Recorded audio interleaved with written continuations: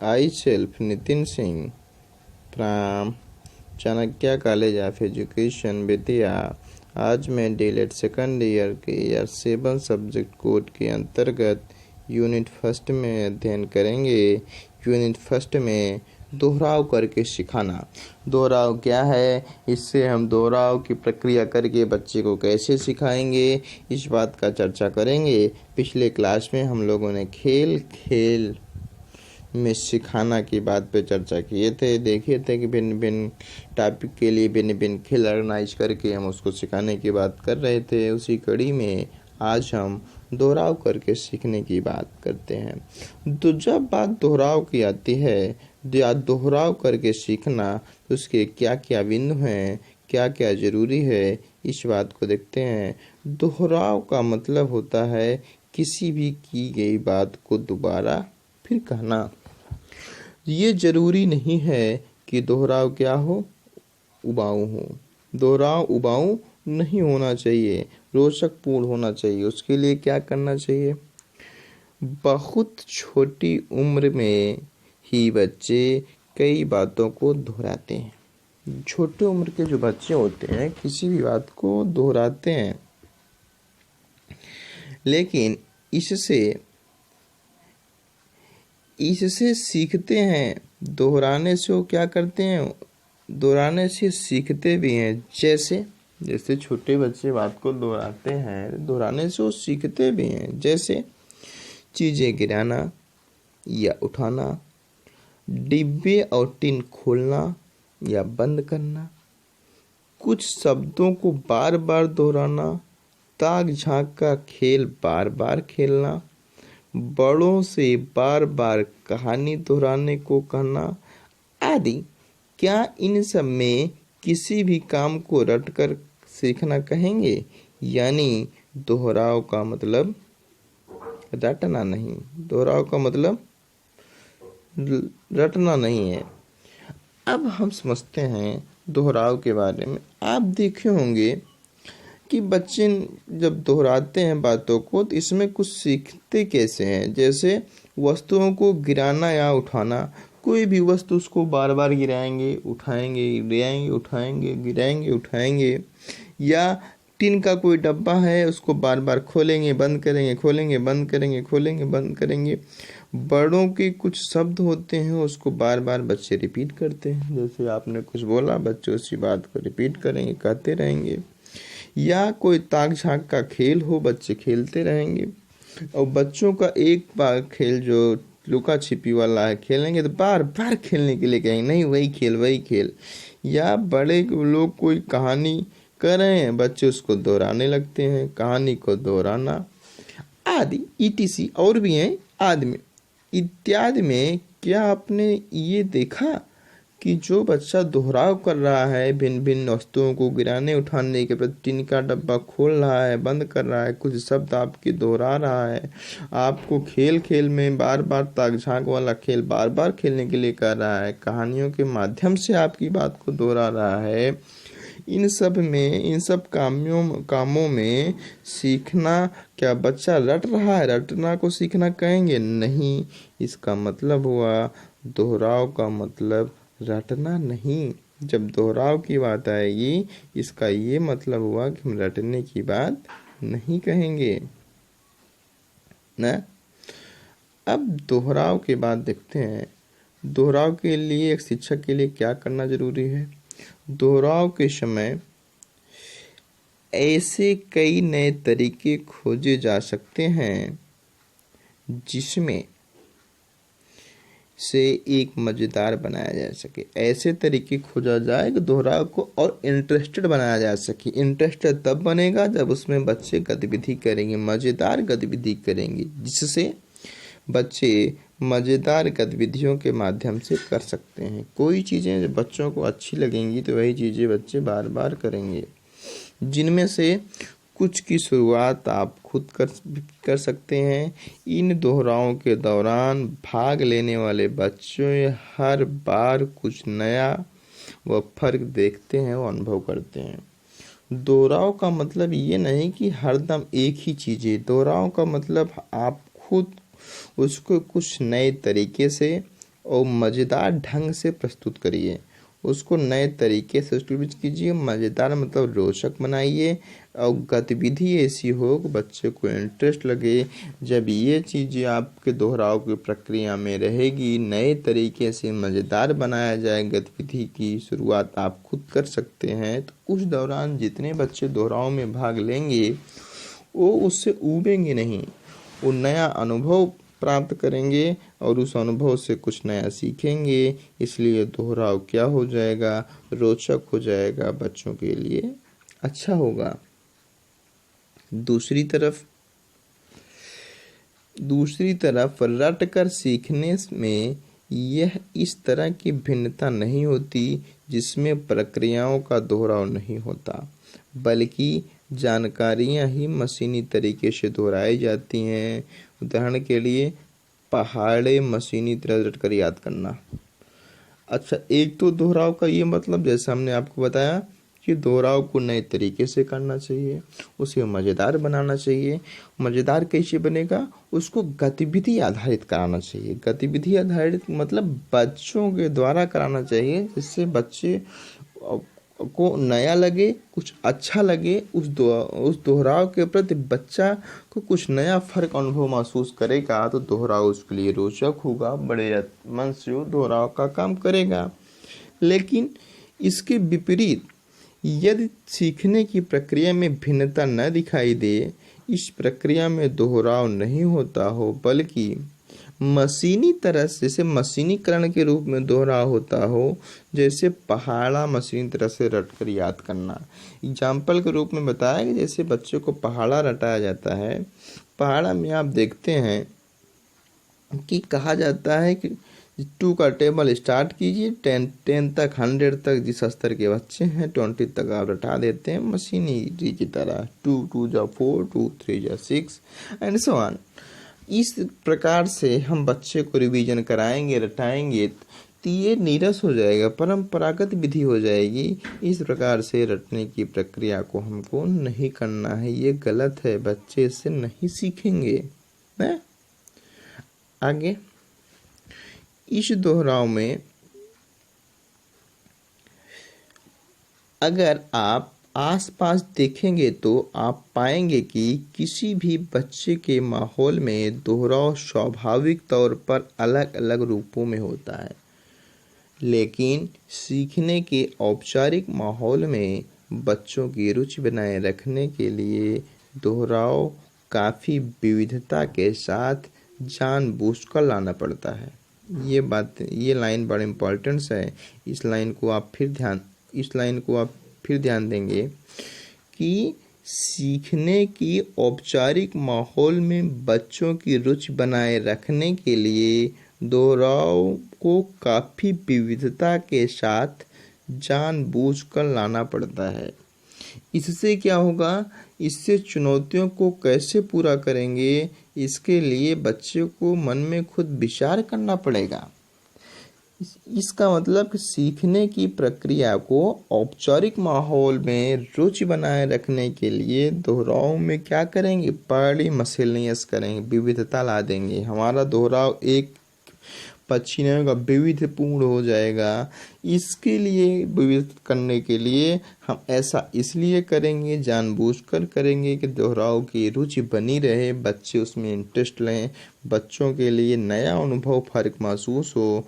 इसलिए दोहराव की इस विधि को हम अपनाएंगे और परंपरागत गतिविधियों को छोड़ने का प्रयास करेंगे।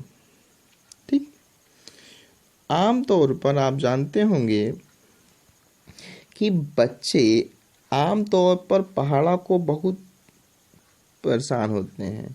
आमतौर पर बच्चों पहाड़ों से बहुत परेशान, टेबल्स होते हैं जैसे 2 3 या 4 2 या 6 5 या 7 8 के जो टेबल्स होते हैं, इससे बच्चे बड़े परेशान होते हैं। क्या यह सचमुच ज़रूरी है कि उन्हें मशीनी तरीक़ों से बार बार दोहराया जाए? नहीं, ऐसा नहीं किया जाना चाहिए। क्या रट कर याद कराने से बच्चों को पहाड़े की समझ में मदद मिलती है? नहीं, ऐसा भी हमको नहीं करना है। क्या सच में नहीं? तो बच्चे एक दिए गए क्रम में पहाड़ों को इस्तेमाल कर पाते हैं। यह बात उस समय साफ नज़र आती है जब आप किसी क्रम में उनसे गुणज पूछें। अब देखिए, पहाड़े को जैसे जो टेबल है, बच्चा जो लर्न किया हुआ जो सीख रहा है, तो हम ऐसा नहीं करेंगे, हम उसको रटने के लिए नहीं करेंगे, तो उसके बाद मशीनरी तरह के पहाड़ा याद करने के लिए नहीं करेंगे। हम उसको पहाड़ा कैसे रटाएंगे, ये लाइन आप समझिए। बच्चे को दिए गए क्रम में पहाड़ों का इस्तेमाल कर पाते हैं, इसके लिए उस बात पर नज़र रखनी चाहिए कि आप किसी भी क्रम में उससे गुणज पूछें। किसी भी क्रम में गुणज पूछने का मतलब, जैसे हम मान लेते हैं छोटा बच्चा है, कक्षा 2 का बच्चा है, उसको 3 का टेबल सुनाना है, हम उसको 3 का टेबल ऐसा परंपरागत विधि से नहीं सिखाएंगे कि 3 1 जा 3, 3 2 जा 6, 3 3 जा 9, 3 4 जा 12, 3 5 जा 15, 3 6 जा 18, ऐसा नहीं सिखाएंगे। हम उसे क्या कहेंगे, बेटा आप 3 का गुणज लिखो।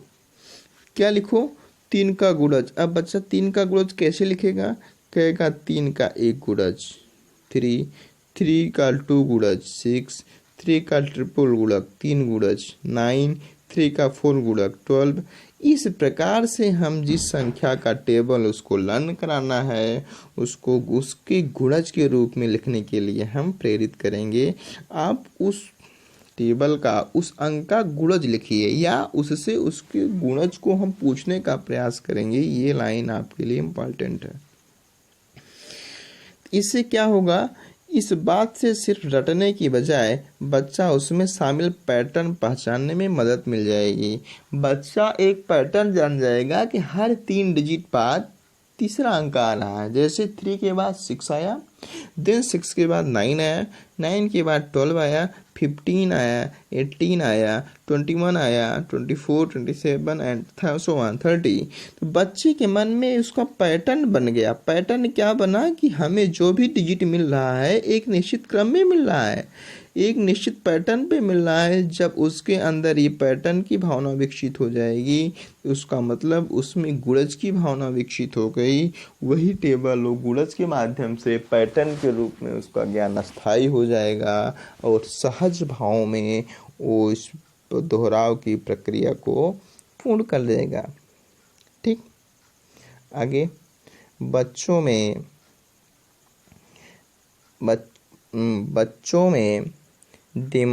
के दिमाग में गुणज को समझ बैठाने के लिए पहाड़ों के शामिल पैटर्न को पहचानने की क्षमता विकसित करने के लिए आप गतिविधि को सोच कर सकते हैं। गतिविधि सोच कर सकते हैं, इसका मतलब कि बच्चों से क्या करा सकते हैं, कोई गतिविधि करा देंगे जिसमें उनकी सोच विकसित हो, सोचने की क्षमता विकसित हो। इसके लिए ये लाइन आप देखिए, बच्चों को दिमाग में गुणज की समझ बैठाने के लिए पहाड़ों में शामिल पैटर्न को पहचानने की क्षमता विकसित करने के लिए आप इन्हें गतिविधि सोच कर सकते हैं। या समझने के लिए गतिविधि सोच का मतलब, जैसे कोई बच्चा है 2, 4, 6, 5 सेबों के समूह को पहचानने के लिए कहा जा सकता है, या उनसे 4 सेबों के कितने समूह हैं इसके कह सकते हैं, या कुल कितने सेब हैं, इस प्रकार से सवाल पूछे जा सकते हैं। इस प्रकार से गतिविधि कराएंगे तो बच्चा सहज भाव में सीखेगा और बड़ी आसानी से आपके प्रश्नों का जवाब देगा। दोहराव रुचिकर व अलग अलग तरीकों से होना चाहिए ताकि बच्चों को सीखने में रुचि बनी रहे। इस बात को विशेष ध्यान देंगे। दोहराव कैसा होना चाहिए, रुचिकर हो व अलग अलग तरीकों से होना चाहिए ताकि बच्चों में सीखने की जो रुचि है वो क्या हो, इंटरेस्ट बनी रहे। क्योंकि बच्चा जब सीखने के लिए तत्पर हो जाएगा वो किसी भी कठिन से कठिन प्रत्यय को बड़े सहज भाव में ग्रहण कर लेगा।